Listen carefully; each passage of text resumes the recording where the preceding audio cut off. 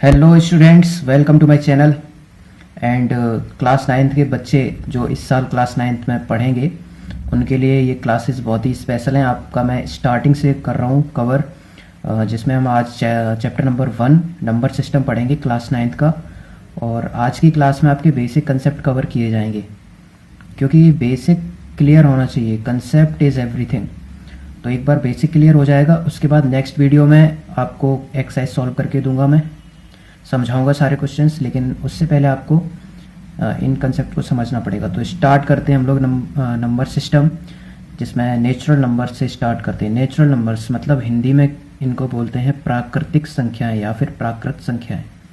प्राकृत क्या होता है? नेचुरल। नेचुरल इसको हम कह सकते हैं कि नेचर, यानी ऐसे नंबर्स जो हमें नेचर ने दिए हैं। नेचर का मतलब इंसान ने गिनना स्टार्ट किया तो उसको कोई एक चीज़ रखी हुई दिखी तो उसको उसने गिना, तो उसको क्या बोलेगा?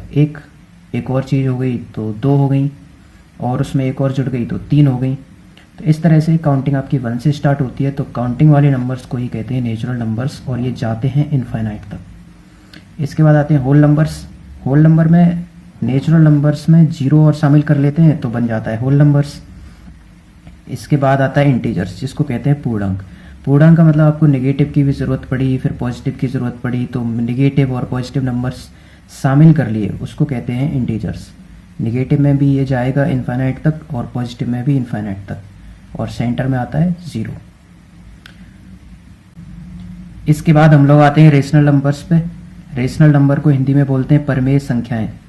परमेय संख्याएं क्या होती हैं? कोई भी ऐसी संख्या जिसको मतलब कह सकते हैं कोई भी ऐसा फ्रैक्शन जो कि P अपॉन Q की फॉर्म में लिखा जा सकता है, जहां पर Q 0 नहीं होना चाहिए। इसकी एक कंडीशन ये है कि Q की जगह पे जो भी वैल्यू होगी वो 0 कभी नहीं होगी। फ्रैक्शन तो होगा लेकिन नीचे 0 कहीं नहीं होगा। देख सकते हैं आप एग्जांपल में 3/7, 1/5, 4/25, 3P का काम कर रहा है, 7Q का काम कर रहा है, और जो Q है वो 0 नहीं है। तो यही इसकी कंडीशन है। प्रॉपर्टीज़ की 2 हैं।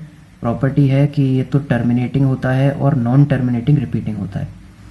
क्या मतलब है इन दोनों चीज़ों का, वो मैं समझाऊंगा आपको। देखो, टर्मिनेटिंग का मतलब होता है ख़त्म होना, फिनिश। तो यहाँ पर फिनिश का मतलब ये है कि जब 3/7 में या फिर कोई भी आपका रेशनल नंबर है उसमें नीचे वाले से ऊपर वाले को डिवाइड करेंगे तो डिवाइड सॉल्व हो जाएगा, ख़त्म हो जाएगा, कुछ बचेगा नहीं, तो वो तो हो जाएगा टर्मिनेटिंग। और अगर टर्मिनेटिंग है तो रेशनल नंबर कहलाएगा।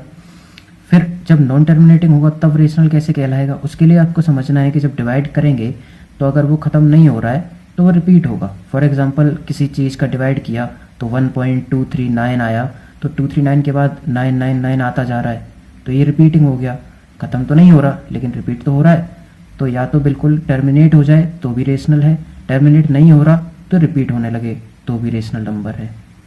आई होप आपको समझ में आ गया होगा। इसके बाद आते हैं इर्रेशनल नंबर पे। तो ऐसे नंबर्स जिनको हम P अपॉन Q की फॉर्म में नहीं लिख सकते उनको कहते हैं इर्रेशनल नंबर्स। फॉर एग्जांपल पाई हमारा इर्रेशनल नंबर है। इसको लिखते हैं 22/7, लेकिन वो इसका रियल वैल्यू नहीं है, या आप लोग अच्छे से जानते होंगे। पाई की वैल्यू कोई फाइंड नहीं कर पाया आज तक, इसलिए वो इर्रेशनल में आ जाता है। और √3 आपका इर्रेशनल है, √5 इर्रेशनल है।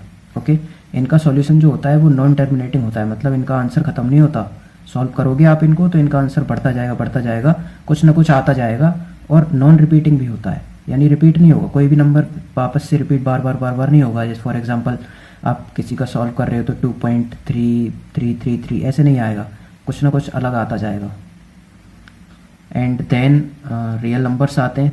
रियल नंबर में क्या होता है कि रेशनल नंबर और इर्रेशनल नंबर दोनों शामिल करके हमारे रियल नंबर्स बन जाते हैं।